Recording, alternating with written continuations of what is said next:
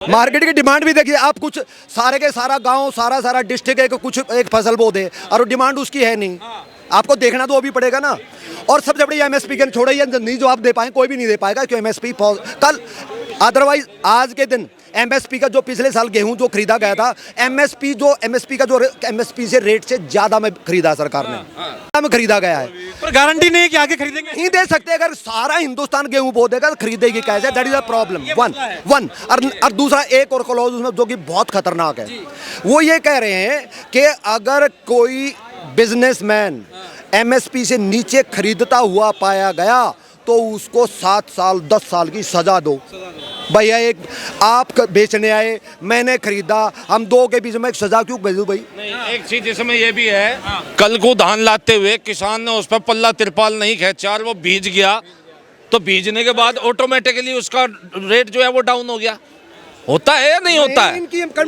इनकी डिमांड के हिसाब से वो भीग गया ना तो भी खरीदना है। आपको लगता है कि राहुल गांधी किसान का एजेंडा समझते भी हैं? जो आलू से सोना निकाल देगा वो किसान का बिल किस बिल पे बात करेगा? आपको लगता है सबसे पहले कि ये लोग किसान हैं?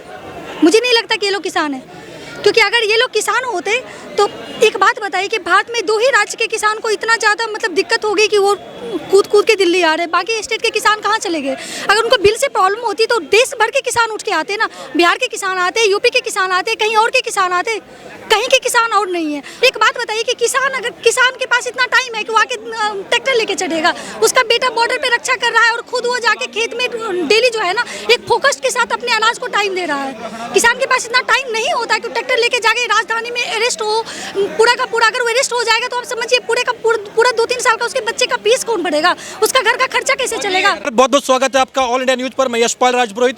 2024 के लोकसभा चुनाव का लगभग बिगुल बज चुका है। गाये बगाए चुनाव मई के माह में हो सकते हैं, लेकिन उससे पहले देश की सियासत में मानो भूचाल आ गया है। ये भूचाल वहाँ से आया है जहाँ किसान लगातार ये दावा करते हैं कि देखिए ये देश भारत जो है ये किसान प्रधान देश है, खेती प्रधान देश है। इस देश में जो अन्न उगता है वो इस देश की आजीविका का स्रोत है। लेकिन हम देख रहे हैं कि 24 का चुनाव से पहले जो किसान आंदोलन हुआ है इसमें कहीं ना कहीं सरकार लगातार जो वहाँ पर तार है वो बिछा रही है, गड्ढे खोदे जा रहे हैं। सरकार पूरा प्रयास कर रही है और युद्ध स्तर पर मैं कहना चाहूँगा कि प्रयास हो रहा है कि किसानों को दिल्ली आने से रोका जाए। सरकार ये भी कह रही है कि भाई सुरक्षा का हवाला है, कानून व्यवस्था को बहाल करने के लिए हम ये कर रहे हैं। कुछ असामाजिक तत्व जो है इस आंदोलन में आ चुके हैं और वो प्रधानमंत्री का आवाज़ बिगेड़ सकते हैं। क्या लग रहा है, आंदोलन मजबूत है, राजनीतिक है या वाकई में ये गैर राजनीतिक किसान आंदोलन है?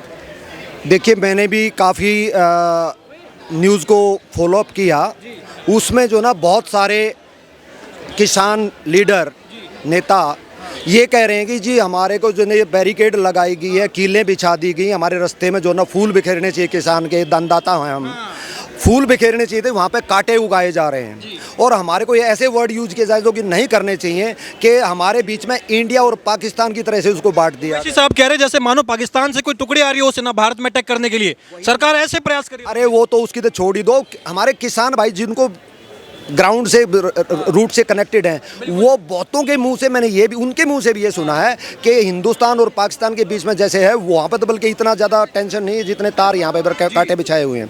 मैं उसके लिए फिर एक उदाहरण भी देखा जाता है। सरकार जो है वो हमेशा जो आईबी इंटेलिजेंस एजेंसी जो ना अपने एक्सपीरियंस के बेस पे काम करती है, जो खुफिया इंटेलिजेंस एजेंसी जो ना पिछले एक्सपीरियंस के बेस पे उसका बिहेवियर को नोट करती है, मॉब कैसे बिहेव करती है। तो आपको याद होगा 2020 वाला जो पिछले वाला एजिटेशन था, उसको उन्होंने किसानों ने कहा जी हम क्या कर रहे हैं, 26 जनवरी को हमारे को एक परेड निकालने दी जाए। परेड का एक रूट दिया गया था, उधर से सिंगू बॉर्डर से होते हुए और इसे रिंग रोड से होते हुए वापस वहाँ पे चले जाएंगे टिगरी बॉर्डर साइड में। ये हो गया था, सबने रेस्पेक्टफुल हुए। हालांकि ये कहा गया था सरकार की तरफ से भाई आप 26 जनवरी बहुत एक हमारा पर्व है प्रजा, ठीक है ना, उस दिन को छोड़ करके, क्योंकि ये बहुत बड़ा ओकेजन है, हाँ, क्योंकि उस दिन पुलिस वगैरह और बहुत जगह पे जो ना इन्वॉल्व रहेगी, आप 1-2 दिन बाद में कर लो पहले कर लो। उन्होंने जिद पकड़ ली कि नहीं हमें 26 जनवरी को ही करना है। सरकार ने चलो मान लिया, 26 जनवरी को किया। जो रूट दिया था क्या हुआ आपको अंदाज पता है, इमीडिएटली उन्होंने वायलेट वो पूरे बैरिकेडों को तोड़ते हुए सीधे के सीधे जो है ना वो लाल किले पे आ गए।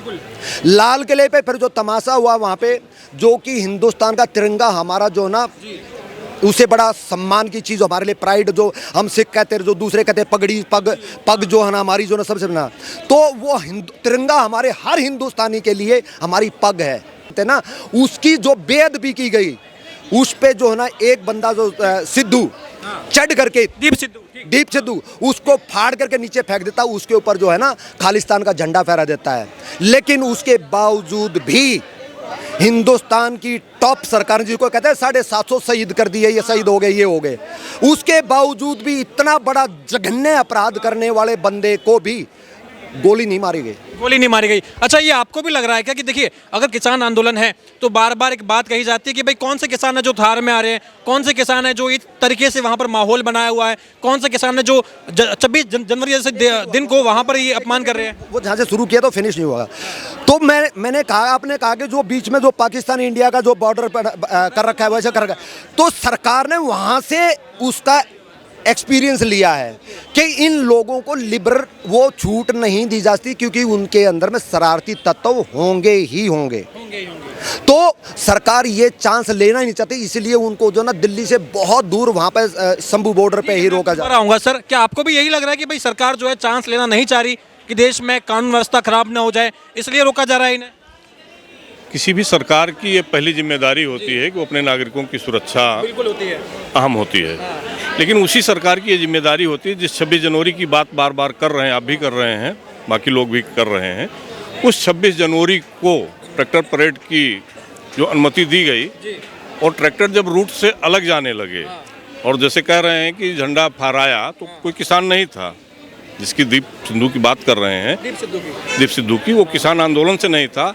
और ना किसान आंदोलन में किसी किसान की गाड़ी पे किसी की, एक मिनट, सबसे बड़ी झूठ तो यही बोल रहे हैं ऑन रिकॉर्ड, मैं जवाब लूंगा कि किसान किसी आतंकवादी संगठन का या मतलब जो है अलगाववादी संगठन का समर्थन नहीं करता है, ठीक है। दीप सिद्धू इज सिंगर, और वो दीप सिद्धू इज सिंगर, और जो वहाँ पे किसान आंदोलन था, he used to perform on to that, लोगों को गैदर करने का सबसे बड़ा अट्रैक्शन था वो, उसका इस्तेमाल हुआ है, उसका इस्तेमाल, he was the main one of the leader, he was not the organization का head, but he was the main person to लोगों को गैदर करने के लिए चंबुक था वो, ठीक है, प्रवोक करने का एक जो है जरिया था। हाँ, और उसको ये कह रहे हैं जो ही was not a किसान, पंजाब से चल के आया है, नहीं पंजाब से चल के आया, अगर नहीं लाल किले जैसी जगह पे, लाल किले जैसी इतनी हाईटेक सिक्योरिटी की जगह की पे एंट्री हो गई।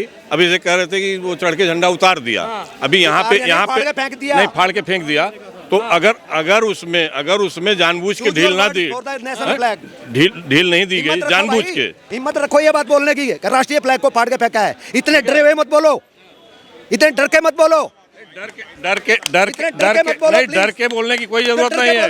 उतार दिया वाडू में झंडा, ऐसे रस्सी से उतारा था उसने, अगर वो उतार के फाड़ा तो उसे खोलना चाहिए उस बात पे, आपका खून नहीं खोलना चाहिए, आपका रेगो किसान नेता नहीं है, ज्यादा खून खोलता है। हाँ, कहाँ खोला आपने खोले पड़ा, वो किसान, आप केवल ठीक है, किसान बोलते हैं अपने आप को, बता रहे हैं बहादुरगढ़ रोड। अच्छा, आप क्या करते हैं वैसे, आप क्या करते हैं? मैं लॉयर हूँ सुप्रीम कोर्ट में लॉयर। हाँ जी, ये खून खोलना होता है, ठीक है। हाँ, और नाम क्या हुआ?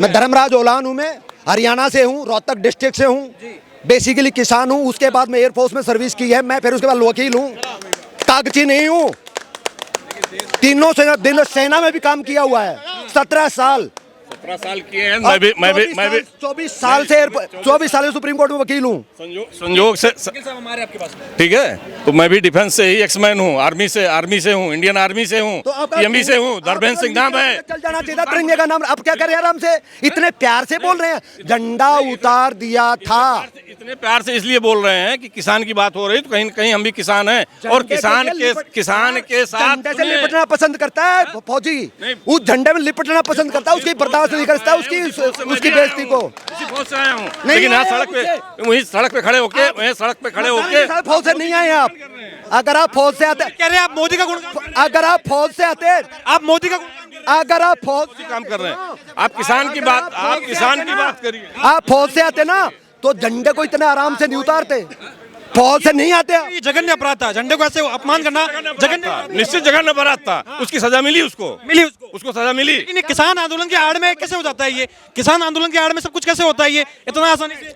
सर उसकी जिम्मेदारी सरकार की ही तो है।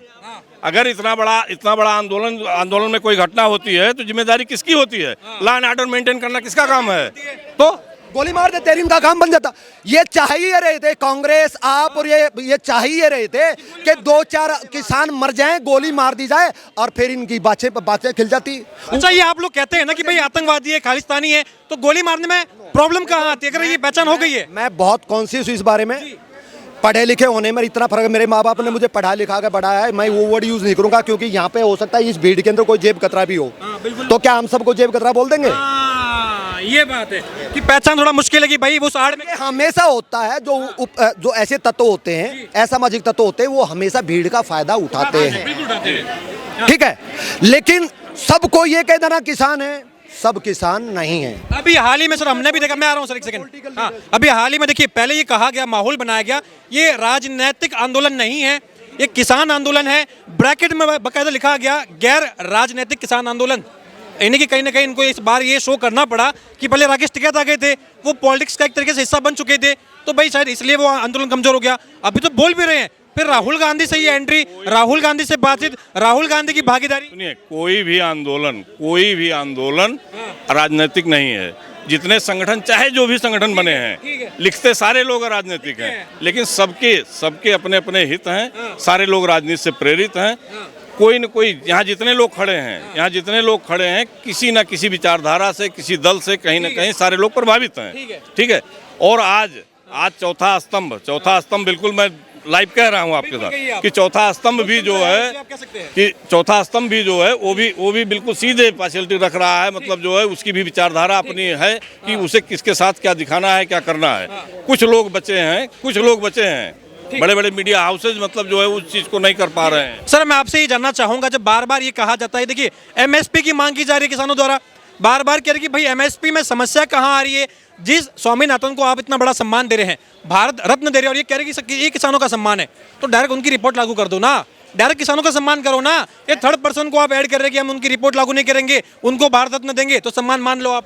जो आदमी ये कह रहा है ना कि भारत रत्न एमएसपी देने के, एमएसपी प्रपोज करने के कारण से उसको दिया गया है, तो वो स्वामीनाथन हमारे सम्माननीय साइंटिस्ट हैं, उनकी बेइज्जती कर रहे हैं। कैसे? वो इसलिए कर रहे हैं कि वो सिर्फ एमएसपी के लिए ही नहीं, उनको सम्मान मिला, भारत रत्न मिला है हरित क्रांति के लिए। उसने जो हिंदुस्तान के जो हरित क्रांति हुआ था, first scientist, he has done the for the farming such a greatest job. और इसको आज से बहुत साल पहले ये सम्मान मिल जाना चाहिए था। It is belated honour to him and I salute for the government that government has. समस्या यहाँ है कि जब उन्हें भारत रत्न मिल चुका है, उन्हें दे दिया गया है, तो उन्हीं की रिपोर्ट को लागू करने की मांग किसान कर रहे हैं। तो ये क्या बात होती है कि भाई उन्हें तो हमने सम्मान दिया, रिपोर्ट लागू नहीं करेंगे? मैं इनसे पूछ रहा हूँ इनसे पूछ रहा हूँ एमएसपी कैसे लागू हो सकती है? एमएसपी, भाई ये कह रहे हैं एमएसपी, सारा मसला एमएसपी का है। बता दो कैसे लागू करोगे? नहीं, एमएसपी लागू करने का बहुत सीधा सा है। मतलब जो एमएसपी के लिए बहुत सीधा सा है कि जहाँ पे एमएसपी के लिए निकालने के लिए सीधा क्या कास्ट आ रही है, फार्मिंग में क्या कास्ट आ रही है, आप कास्ट को कैलकुलेट कर लीजिए। नॉर्मली आप जो रेट देते हैं, जो आप रेट दे रहे हैं, अभी दे तो रहे हैं ना, केवल कानून नहीं बनाए हैं, खाली कानून ही कह रहा किसान, एमएसपी तो आप दे ही रहे हैं। गवर्नमेंट गारंटी इसलिए मांग रहा है कि एमएसपी आप दे रहे हैं। जब 2275 रुपये धान की लागत मतलब जो है वैल्यू है, और 1800-1900 में जो लोग यहाँ खड़े हैं गांव के अगर होंगे, तो 1800-1900 के ऊपर किसी का धान बिका हो तो एक आदमी बता दे कहाँ बेचा वो। 2400-2500 क्या कह रहे हैं?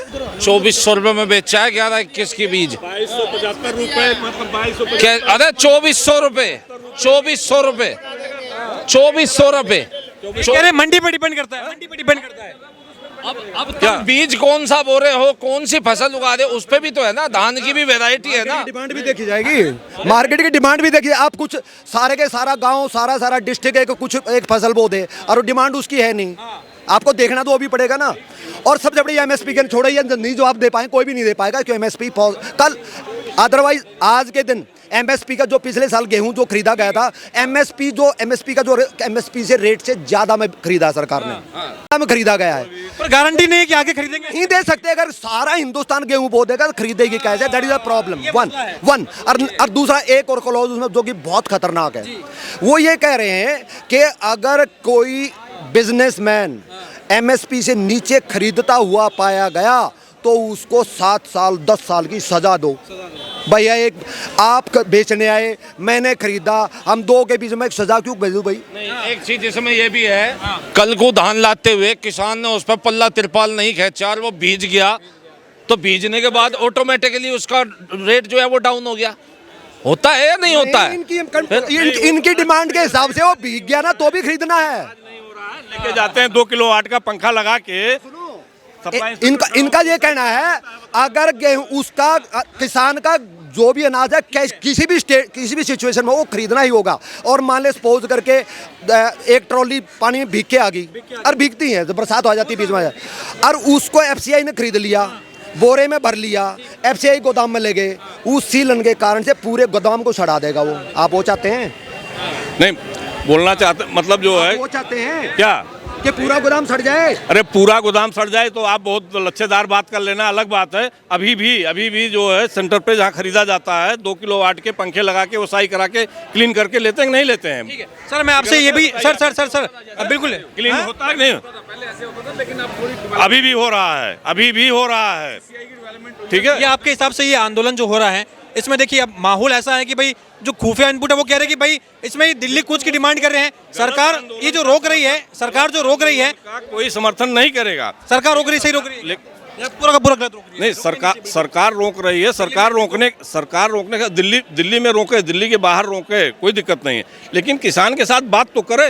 बात तो भाई कृषि मंत्री कह रहे हैं कि बात हो चुकी है, कृषि मंत्री कह रहे हैं बात हो चुकी है। समस्या यहाँ आ रही है कि जितने भी पॉइंट है भाई जिन पे केस दर्ज हुए हैं, अब बिना जांच के कह रहे कि अभी का अभी तुम केस निरस्त कर दो, उसने क्या अपराध किया है, कितना संगीन अपराध किया है, इसकी जांच पड़ताल का पूरा प्रारूप है।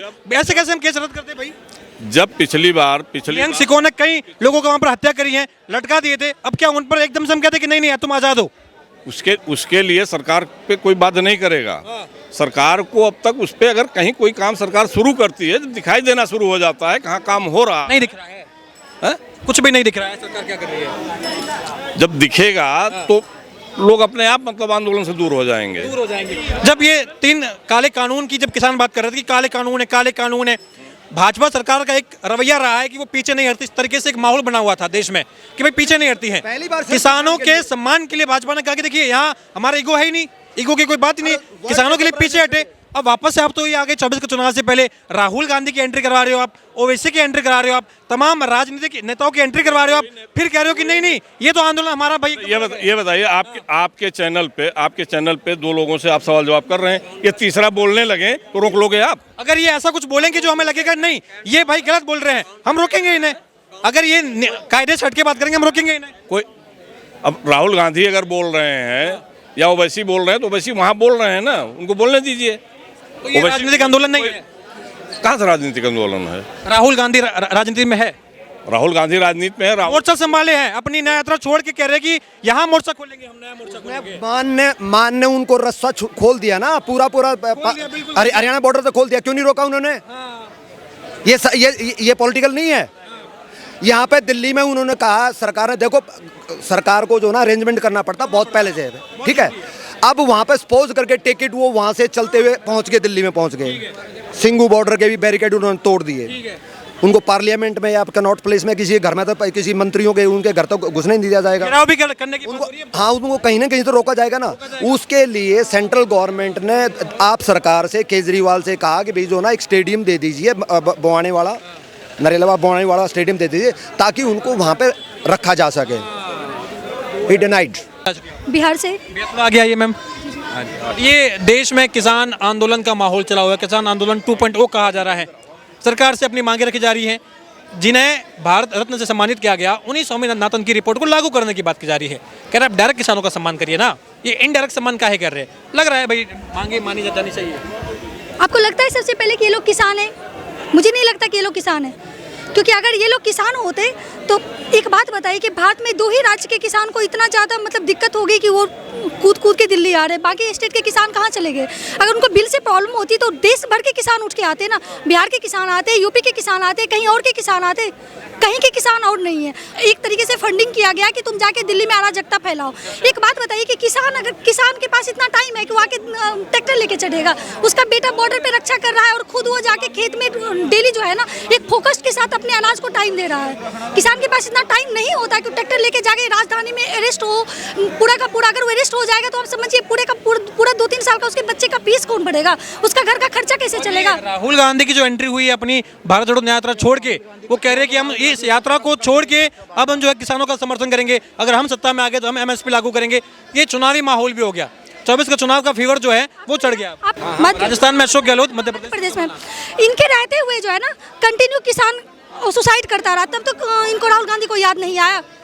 राहुल गांधी को उस टाइम नहीं याद है कि किसानों का हक जो है ना मारा जा रहा है। राहुल गांधी को तब भी याद नहीं आया। आज से अभी देखिए 19 में देखो बहन जी का कहना सही है। मैं आ रहा हूँ। मैम आपसे एक और सवाल है मेरा। राहुल गांधी की आप सुन लो, राहुल गांधी का बयान है जो आपने कह दिया कि भाई अगर उनकी सरकार आएगी तो वो एमएसपी की गारंटी देते हैं, ठीक है।